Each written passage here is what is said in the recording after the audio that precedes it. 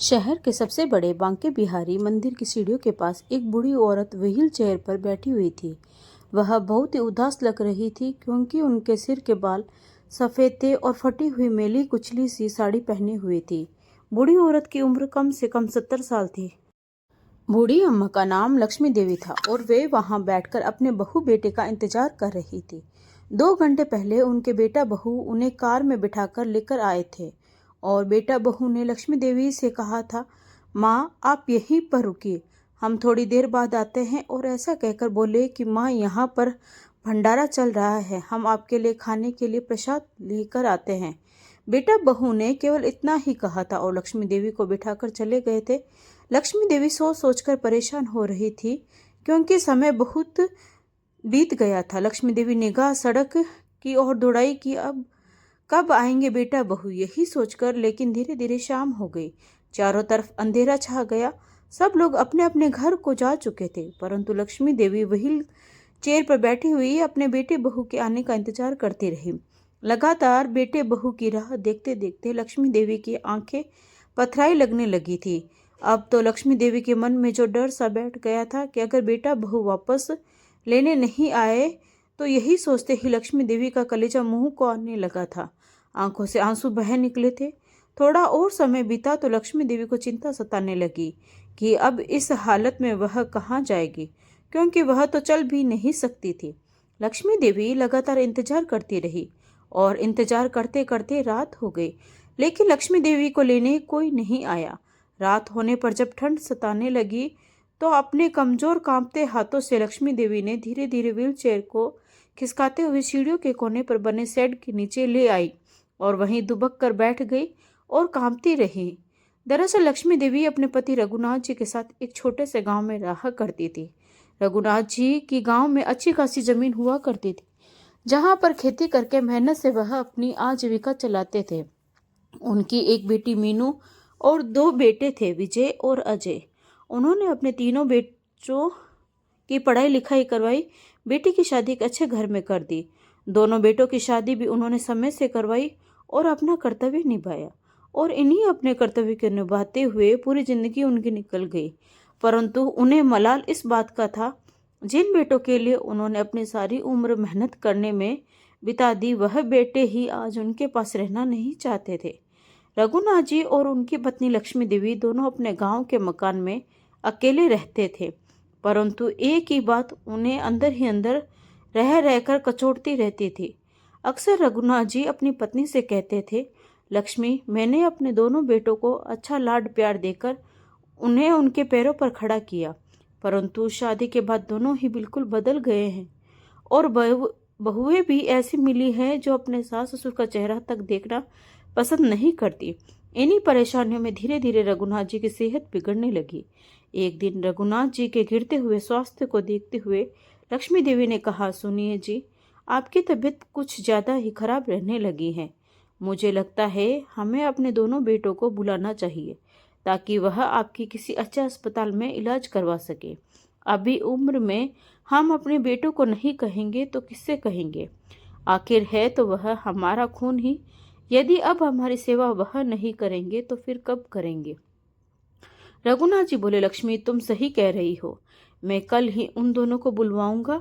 अगले दिन दोपहर के समय रघुनाथ जी अपने घर के आंगन की चारपाई पर बैठे हुए बेमन से खाना खा रहे थे। जूरे से उनका चेहरा जो भरा हुआ था, जो बहुत कुछ कह रहा था। तभी उनके पास उनके दोनों बेटे और बहुएं गांव पहुंच गए। उन्हें सामने बैठा देखकर उनका बड़ा बेटा विजय बोला, क्या बाबूजी, ठीक ठाक तो बैठे हैं? आप अच्छे भले खा पी रहे हैं। आपने तो हमें यूं ही डरा दिया था। बेटों का आते ही उनका ऐसा रवैया देखकर रघुनाथ जी हैरान रह गए। उन्होंने अपने बेटों की तरफ देखा तो वे दोनों उन्हें गुस्से भरी निगाहों से देख रहे थे। उधर बहुएं भी अपने पति को ऐसे घूर रही थी जैसे उन्हें यहाँ लाकर उन्होंने कोई बहुत बड़ी गलती कर दी।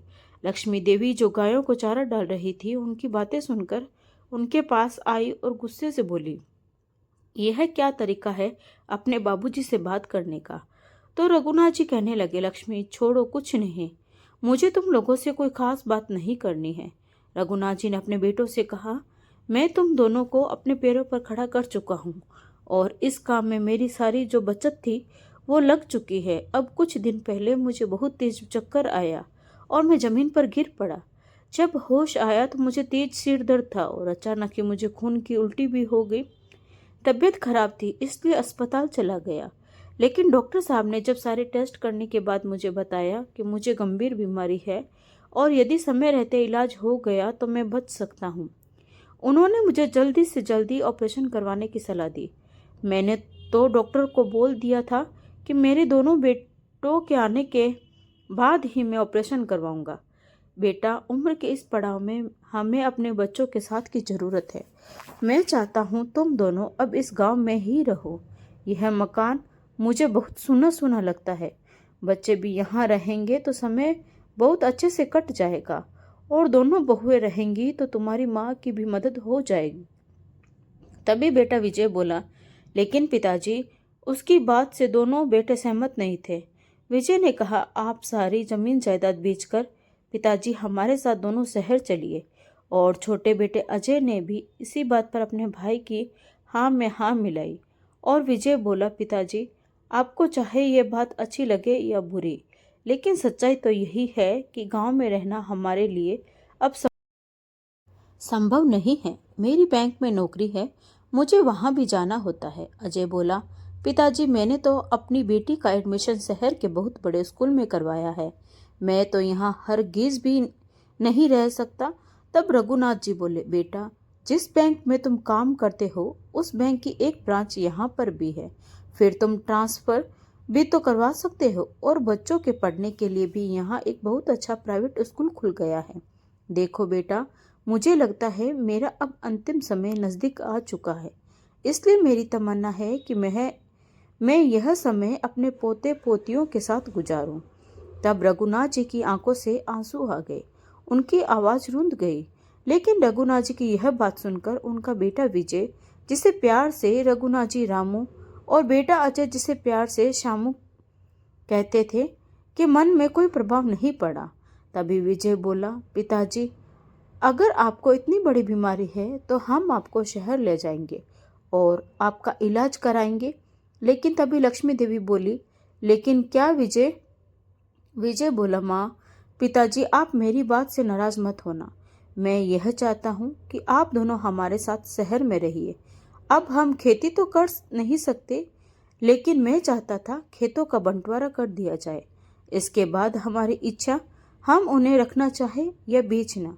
और पिताजी, इस मकान के भी 2 हिस्से कर दीजिए।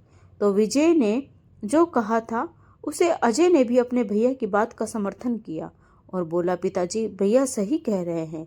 पिताजी, बंटवारे के बाद आपके इलाज में जितना भी खर्चा आए हम दोनों भाई आधा आधा बांट लेंगे और आप लोग हमारे साथ वहाँ आराम से रहना। रघुनाथ जी अपने दोनों बेटों के मुंह से बंटवारे की बात सुनते रहे, लेकिन रघुनाथ जी को बहुत गुस्सा आया और वे बहुत कठोर आवाज में बोले, तुमने सोच भी कैसे लिया कि मैं अपनी पुश्तैनी जमीन और मकान बेच दूंगा? बंटवारा तो बहुत दूर की बात है, मैं 1 इंच भी अपनी जमीन नहीं बेचने दूंगा। यह मेरा अंतिम फैसला है। तुम लोग आपस में बात कर लो और मुझे अपना फैसला बता दो। विजय और अजय दोनों आपस में सलाह मशवरा करने लगे।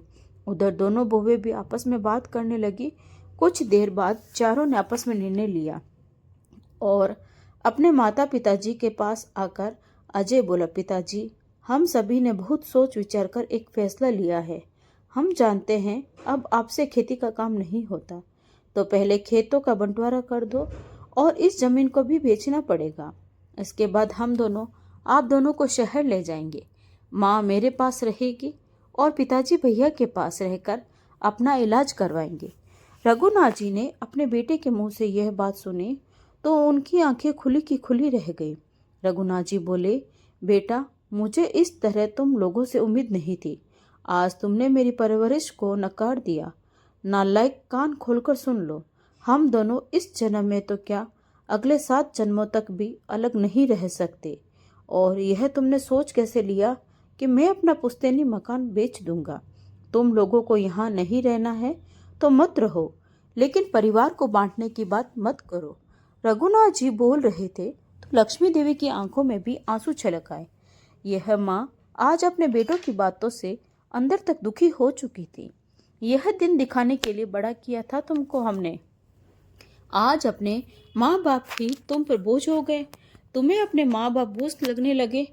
कितने बदल गए हो तुम। तभी रघुनाथ जी जोर से बोले, तुम क्या सोचते हो तुम्हारे सामने हम मजबूर हो जाएंगे और तुम्हारी कोई भी शर्त मान लेंगे? ऐसा हरगिज नहीं होगा। तुम लोगों के बिना भी मेरा इलाज हो जाएगा। मैंने पहले ही अपनी बेटी को फोन कर दिया है, वह किसी भी समय आती होगी। लेकिन पिताजी के यह कहते ही विजय बोलने लगा, मीनू को बुलाने की क्या जरूरत थी? इस समय पर क्या किया जाए और क्या नहीं, उसका फैसला हम कर सकते हैं। मीनू हमारे मामले में ना पड़े तो यही अच्छा है। छोटा बेटा अजय कहने लगा, क्यों भैया? विजय, मैं सही कह रहा हूं ना? मैं इस घर की बेटी हूँ। मीनू घर के गेट के अंदर आती हुई बोली। तभी सभी चौंक गए और यहाँ किस फैसले की बात हो रही है और अचानक मुझे फोन करके क्यों बुलाया? मीनू कहने लगी, पिताजी सब कुशल मंगल तो है? मीनू ने अपने पिताजी रघुनाथ जी को चिंतित देखा तो बोली। रघुनाथ जी बोले, बेटी अब तुम ही अपने भैया को समझा सकती हो, आखिर बात क्या है? मीनू बोली, बताइए पिताजी। रघुनाथ जी बोले, बेटी मुझे लगता है अब हम इन दोनों पर बोझ बन गए हैं। यह हमें शहर ले जाकर अलग अलग रखना चाहते हैं, यहाँ की जमीन बेचना चाहते हैं। अपने पिता के मुंह से यह बात सुनकर विजय बोला, नहीं पिताजी, हमारा यह मतलब नहीं था कि हम दोनों आपको अलग करना चाहते हैं। हम तो केवल आपका इलाज करवाना चाहते हैं। मैं माँ को भी अपने साथ रख सकता था, लेकिन मेरा मकान छोटा है, इसलिए माँ को अजय के पास रहने के लिए कहा। मीनू कहने लगी, भैया आप पिताजी का इलाज करवाना चाहते हैं तो जमीन जायदाद बेचने की क्या जरूरत है? विजय ने कहा, मीनू हमारे पास इतने रुपए नहीं हैं कि हम इलाज का खर्च उठा सके, इसलिए जमीन जायदाद बेचकर जो पैसे आएंगे उनसे ही हम पिताजी का इलाज करवाएंगे। मीनू को अपने भाइयों की बातों पर बहुत गुस्सा आया। मीनू बोली, मैं खूब समझती हूँ भैया, आपको अपने माता पिता से नहीं पैसे से प्यार है। आप दोनों केवल मजबूरी के कारण उन्हें शहर ले जाना चाहते हो। आप लोग इतने सालों से नौकरी कर रहे हो, क्या आपके पास पिताजी के इलाज तक के लिए पैसे नहीं हैं? मीनू की दो टुक बातों को सुनकर उसकी छोटी भाभी बोल पड़ी, मीनू तुम्हें क्या पता बड़े शहर में कितने खर्चे होते हैं? मीनू बोली, हाँ भाभी, आप दोनों की महंगी महंगी साड़ियाँ और सोने चांदी से बने गहनों को देखकर पता चल रहा है कि कितना खर्च होता है शहर में। मीनू की साफ और स्पष्ट बातें सुनकर बड़ी भाभी भड़क गई और बोली, अब हम अच्छे कपड़े और गहने भी ना पहने क्या? इतनी जली कटी सुनाना तुम्हें शोभा नहीं देता। अपनी भाभी की बात सुनकर मीनू भी बोली, भाभी मुझे आप लोगों के खर्चे से कोई एतराज नहीं है। मैं तो केवल इतना कह रही हूँ कि अगर आप अच्छे अच्छे कपड़े और गहने पहन सकती हैं तो बच्चों को शहर के बड़े और नामी प्राइवेट स्कूलों में पढ़ाने का खर्चा उठा सकती है, तो क्या आप लोग पिताजी के इलाज के लिए पैसे नहीं निकाल सकते? भाभी, पिताजी का इलाज तो मैं भी करवा सकती हूँ, लेकिन कल को समाज के लोग और रिश्तेदार तुम लोगों पर उंगली उठाएंगे कि दो दो बेटों ने के होते हुए भी पिता का इलाज उनकी बेटी ने करवाया। तब उसकी भाभी बोली, मीनू अगर तुम इलाज करवाना चाहती हो तो करवाओ, हमें कोई आपत्ति नहीं है। दोनों भाइयों ने भी अपनी पत्नी का बेशर्मी से जो समर्थन किया, तो मीनू ठीक है, मैं पिताजी का इलाज करवाने के लिए उन्हें अपने साथ ले जाती हूँ, लेकिन तुम लोग बंटवारे की बात बिल्कुल मत करना। तब उसकी भाभी बोली, देखो आ गई ना मुद्दे की बात पर। हमें पहले से ही मालूम था कि मीनू को भी जायदाद में हिस्सा चाहिए, इसलिए तो बाबूजी को ले जाने की बात कर रही है। लेकिन हिस्सा तो दूर, हम तुम्हें एक फूटी कोड़ी भी नहीं लेने देंगे। अपनी भाभी के मुंह से ऐसी जहरीली बातें सुनकर मीनू हैरान रह गई। वह उन्हें जवाब देना चाहती थी, लेकिन फिर झगड़ा बढ़ जाएगा यह सोचकर मीनू चुप रह गई और अपने पिता से बोली, पिताजी आप दोनों मेरे साथ चलिए, हम अकेले ही रहते हैं। अब मेरे सास ससुर तो है नहीं, तो अब से आप हमारे साथ ही रहोगे। अपनी बेटी की यह बात सुनकर रघुनाथ जी सोच में पड़ गए, क्योंकि आज तक तो वह यही सोचते आए थे कि बेटी पराया धन होती है और सुख दुख में बेटे ही काम आते हैं। तभी विजय की आवाज़ उनके कानों में पड़ी, पिताजी क्या सोच रहे हैं? हमें जाना भी है। अब हम यहाँ ज़्यादा समय नहीं रुक सकते। आप बताइए, आपने क्या निर्णय लिया है?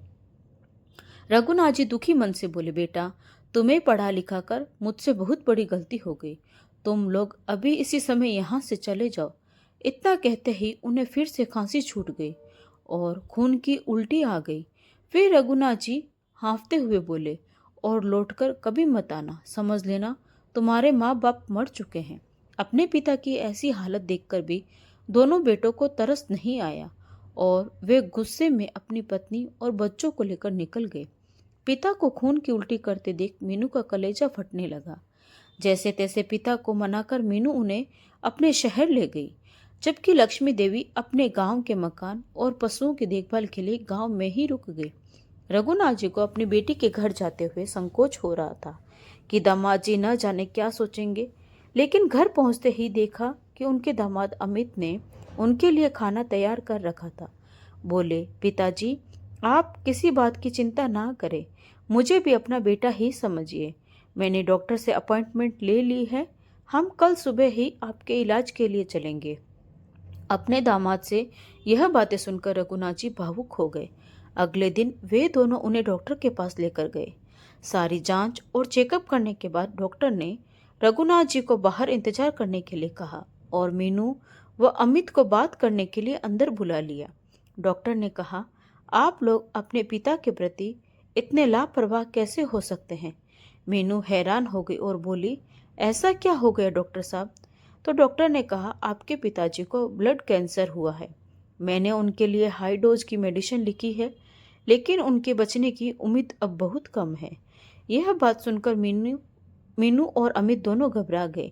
आंखों से आंसू लिए हुए घर लौटे तो रघुनाथ जी ने कहा, बेटा मुझे सब मालूम है। मैं कुछ ही दिनों का मेहमान हूँ, इसलिए मैं अपने घर जाना चाहता हूँ। बेटी मैं चाहता हूँ मेरी अंतिम सांसें वही निकले। मरने के बाद भी मुझे ऐसी नालायक औलाद पैदा करने पर अफसोस रहेगा। मीनू अपने पिता की गोद में सिर रखकर बच्चों की तरह फूट फूट कर रोने लगी। कुछ दिनों के बाद वे दोनों रघुनाथ जी को उनके गांव ले आए। मीनू और अमित ने वहीं रहकर अपने पिता की तन मन धन से सेवा की।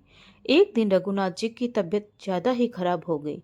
जब अमित उन्हें हॉस्पिटल लेकर जाने लगा तो पहुंचने से पहले ही वे इस दुनिया से चल बसे। दोनों भाइयों ने परिवार सहित आकर अपने पिता का दाह संस्कार किया, लेकिन उनके चेहरे पर अपनी करनी का कोई पछतावा नहीं था।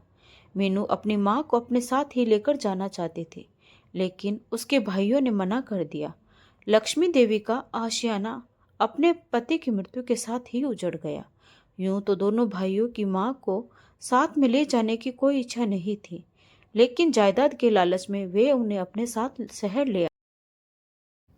विजय और अजय ने यह समझौता किया कि माँ को 6-6 महीने अपने पास रखेंगे।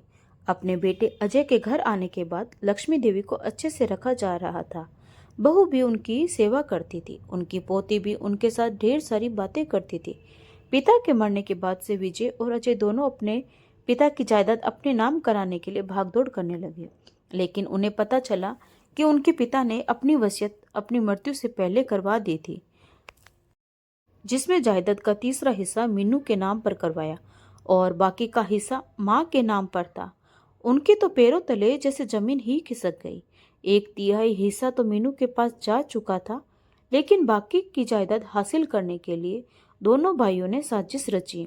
एक दिन विजय अपने भाई अजय के घर आया और दोनों एक साथ माँ को बहला फुसला कर कचहरी ले गए। माँ की जायदाद के कागजों पर माँ का अंगूठा लगवा दिया। उस दिन के बाद से लक्ष्मी देवी की दुर्गति होनी शुरू हो गई।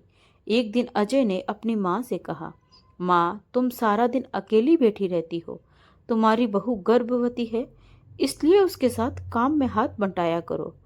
तब बहू ने कहा, हाँ माँ जी, मुझसे अब इतना काम नहीं होता, तो आप भी थोड़ा काम किया करो।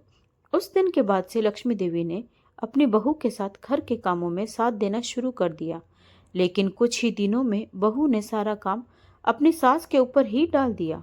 कपड़े धोना, बर्तन साफ करना, पूरे घर का झाड़ू पोंछा लगाना, सारा काम लक्ष्मी देवी ही करती थी। एक दिन छत पर कपड़े सुखाकर सीढ़ियों से नीचे आते वक्त लक्ष्मी देवी का पैर फिसला और सीढ़ियों से लुढ़कते हुए नीचे आ गिरी।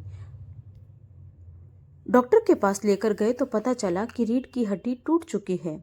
वह बिना सहारे के उठ भी नहीं सकती थी। ऑपरेशन करवाने पर लाखों रुपए का खर्च आना था, लेकिन बिना इलाज करवाए ही वे अपनी मां को घर वापस ले आए थे। लेकिन सबसे बड़ी चिंता यह थी कि उनका खाट से उठना भी मना था। अब तो बहू से अपनी सास को 2 दिन से भी ज्यादा नहीं रखा गया। अपनी पत्नी के कहने पर अजय अपनी मां को अपने बड़े भाई के घर छोड़कर आ गया था। लेकिन यहाँ भी वही समस्या थी कि मां की सेवा कौन करेगा। बड़ी बहू तो छोटी बहू से भी 2 कदम आगे थी। रोज घर में झगड़ा करती। जब देवर जी ने 6 महीने रखने के लिए कहा था तो फिर 1 महीने में ही वापस क्यों माँ जी को भेज दिया? आप तो अपनी नौकरी पर चले जाते हो, बड़ी बहू ने विजय से कहा। लेकिन अपनी माँ की सेवा तुम मुझसे करवाना चाहते हो? तुम्हारी माँ की सेवा मुझे करनी पड़ती है। वे तो बिस्तर से उठ भी नहीं सकती। उनकी गंदगी से पूरे घर में बदबू फैल गई है। आप मीनू को कहिए कि अपनी माँ को यहाँ से ले जाए। अब मुझसे भी नहीं संभाली जाती आपकी माँ। विजय बोला, अरे तुम पागल हो गई हो क्या? माँ की सारी जायदाद हमने अपने नाम करवा ली है। अब हम उसे कैसे कह सकते हैं माँ को रखने के लिए? सारी रिश्तेदारी में नाक कट जाएगी हमारी। जब विजय की पत्नी कहने लगी, आप एक काम क्यों नहीं करते? आप अपनी माँ को बांके बिहारी मंदिर के दर्शन करवाने के बहाने ले जाएं और वहीं छोड़कर आ जाओ। वहां तो दिन रात भंडारा चलता है, खाना भी मुफ्त मिलेगा। अपनी पत्नी के मुंह से यह बातें सुनकर विजय गुस्से में आ गया और बोला, तुम यह कैसी बातें सोच सकती हो? ऐसे कैसे कह सकती हो? जैसा भी है, कैसी भी है, वह है तो मेरी माँ। ऐसे कैसे मैं उन्हें दर दर की ठोकरें खाने के लिए छोड़ सकता हूँ? लेकिन विजय की पत्नी ने साफ साफ कह दिया, या तो अपनी माँ को रखो या फिर मैं अपने मायके जा रही हूँ। इस धमकी के बाद विजय अपनी माँ को मंदिर छोड़ने के लिए तैयार हो गया और दर्शन करवाने के नाम पर उन्हें कार में बिठाकर मंदिर ले गया। व्हील चेयर पर बिठाकर मंदिर की दर्शन करवाए। दर्शन करने के बाद सीढ़ियों के पास ही माँ को बिठाया और प्रसाद लेने के बहाने चले गए। बूढ़ी माँ बेचारी भूखी प्यासी घंटों से वहीं पड़ी रही। मंदिर में आने जाने वाले भक्तों ने कुछ प्रसाद दे दिया तो बूढ़ी माँ ने खा लिया। रात के समय पुजारी जी की नजर लक्ष्मी देवी पर पड़ी तो उसे लगा कि शायद वह वृद्ध औरत लावारिस है। ठंड के कारण लक्ष्मी देवी जी बुखार में पड़ी हुई थी। उनकी ऐसी हालत देखकर पुजारी जी से रहा नहीं गया। पुजारी जी ने उनसे बात करने की कोशिश की, लेकिन वह कुछ जवाब नहीं दे पाए। तरस खाकर पुजारी जी ने रात के लिए उन्हें मंदिर में ही शरण दे दी। सुबह होने पर पुजारी जी ने पुलिस चौकी पर फोन लगाया। कुछ ही देर बाद 2 पुलिस वाले आ गए और थोड़ी देर में बहुत सारे पत्रकार भी पहुंच गए और कुछ प्रशासनिक अधिकारी भी। एक पत्रकार ने ऐसी दर्दनाक स्थिति में उस बूढ़ी माँ को देखकर उसका एक फोटो खींचकर पत्रिका के मेन पृष्ठ पर छापा और साथ में हेडलाइन छापी, लावारिस हालत में मिली एक बुजुर्ग महिला लक्ष्मी देवी। पुलिस वालों ने वहां से लक्ष्मी देवी को एक अस्पताल में भर्ती करवाया, जहां उनका इलाज शुरू किया गया। अगले दिन जब यह खबर मीनू ने पढ़ी तो अपनी माँ की फोटो को देखकर तुरंत पहचान गई। एक पल को उसे लगा कि जैसे दिमाग ने काम करना ही बंद कर दिया। उसने कभी सपने में भी नहीं सोचा था कि उसके दोनों सगे भाई अपनी पत्नियों की ऐसी गुलामी करेंगे कि नीचता की हद ही पार कर देंगे। मीनू का मन हुआ कि वह अभी अपने भाइयों के घर जाए और चीख चीख कर उनसे पूछे कि क्या इस हार्ड मास की माँ की कोई जरूरत नहीं रह गई? क्या इसने तुम्हारा कोई काम नहीं किया? इन्होंने जन्म नहीं दिया, तुम्हें पाल पोस कर बड़ा नहीं किया? लेकिन उसी समय मीनू के पति का फोन आया और मीनू ने अपनी माँ की सारी बात अपने पति को बताई। मीनू अपने पति के साथ अपनी माँ के पास पहुंची। वहां उपस्थित पुलिस वालों ने उसे सवालिया नजरों से देखा तो उसने बताया कि यह करतूत उसके दोनों भाइयों की है। वह समाचार पत्र में खबर पढ़कर ही यहाँ तक पहुंची है। उसके बाद मीनू अपनी माँ को अपने घर ले आई। अपनी माँ के गंदे कपड़ों से जो बुरी हालत में देखकर उसे स्वयं पर ही गुस्सा आ रहा था। अपने घर लाकर उसने अपनी माँ की खूब सेवा की, लेकिन लाख कोशिशों के बावजूद भी लक्ष्मी देवी की तबीयत बिगड़ती जा रही थी और कुछ ही दिनों में लक्ष्मी देवी चल बसी। उधर अजय की पत्नी सीमा घर पर बैठी हुई यह सोच रही थी कि अगर इस बार उसकी लड़की हो गई तो क्या होगा। अल्ट्रासाउंड टेस्ट करवाना चाहती थी जिससे लिंग परीक्षण हो सके, क्योंकि वह लड़की नहीं चाहती थी। यही सोचकर उसने अपने पति अजय को अपने साथ लेकर अस्पताल चलने को कहा। अस्पताल पहुंचकर अल्ट्रासाउंड टेस्ट करवाने को कहा तो डॉक्टर ने कहा, आज के समय में तो लड़कियां लड़कों से भी आगे हैं, तो आप ऐसा क्यों करवाना चाहती हैं? तो अजय की पत्नी बोली, बेटी तो पराई होती है, बुढ़ापे में हमारी सेवा तो हमारा बेटा ही करेगा ना।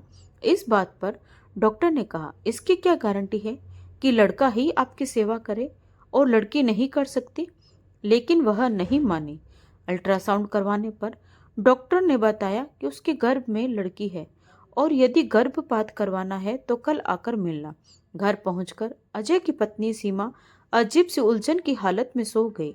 उसने रात में सपना देखा और सपने में वह कहीं से चिल्लाने की आवाज सुन रही थी, माँ मुझे मत मारो, मैं आपको तंग नहीं करूंगी, मैं आपका खर्चा नहीं बढ़ाऊंगी, मत लाकर देना मुझे पायल, मैं दीदी की छोटी पड़ चुकी पायल ही पहन लूंगी, उनके छोटे कपड़े से ही तन ढक लूंगी, बस मुझे एक बार इस दुनिया में आने दो। तभी अचानक अजय की पत्नी सीमा की नींद खुल गई और वह जोर जोर से रोने लगी। उसके चिल्लाने की आवाज सुनकर अजय की नींद खुल गई और बोला, क्या हुआ सीमा, क्यों चिल्ला रही हो? सीमा ने कहा, मैंने एक बुरा सपना देखा है और वह मुझे खुद को मारने से रोक रही है। तभी अजय ने कहा, वह कौन? इसी समय फोन की घंटी बजी। उधर से आवाज आई, मैं मीनू बोल रही हूँ, माँ का स्वर्गवास हो चुका है, दोपहर 1 बजे उनका संस्कार करना है, विजय को भी फोन करके बता देना, अगर तुम नहीं आए तो भी कोई बात नहीं, मैं उनका दाह संस्कार कर दूंगी, मैं समझूंगी मेरा कोई भाई नहीं है। इतना कहकर मीनू ने फोन रख दिया। उधर अजय के हाथ से रिसीवर नीचे गिर गया। सोचने लगा, आखिर माँ मीनू के पास कैसे पहुंची? उसने अपने भाई को फोन करके माँ के स्वर्गवास की सूचना दी। दोनों भाइयों के मन में अब पश्चाताप था और शर्मिंदगी भी। वह अपनी बहन को कैसे मुंह दिखाएंगे? इसी शर्मिंदगी के कारण वह माँ की शव यात्रा में शामिल नहीं हुए। इधर अजय और उसकी पत्नी सीमा गर्भ में पल रही बेटी की हत्या करवाने जा रहे थे और दूसरी ओर एक बेटी अपनी माँ के शव को मुखाग्नि दे रही थी। पूरे समाज और सभी रिश्तेदारों में दोनों बेटों की थू थू हो रही थी। अपने माता पिता को सही समय पर इलाज न मिल पाने के कारण उनकी असमय मृत्यु को लेकर मीनू को जो बहुत दुख हुआ था, वह अपने पिता की जायदाद से मिले हिस्से को बेचकर मीनू को जो पैसा मिला, उस पैसे से उसने अपने गांव में एक अस्पताल बनवाने के लिए एक एनजीओ को दान दे दिया। तो दोस्तों, जब माँ बाप अपने बच्चों के लिए अपनी सारी संपत्ति, अपनी सारी पूंजी लगा देते हैं उनका भविष्य बनाने के लिए, तो क्या बच्चों का फर्ज नहीं बनता कि वह अपने माँ बाप का ख्याल रखे, बुढ़ापे में उनकी सेवा करे? अपनी राय कमेंट बॉक्स में जरूर दें। तो दोस्तों, आपको यह कहानी कैसी लगी कमेंट करके जरूर बताएं और अगर कहानी अच्छी लगी हो तो प्लीज़ लाइक, शेयर और सब्सक्राइब जरूर करें। तो मिलते हैं एक नई कहानी के साथ। धन्यवाद।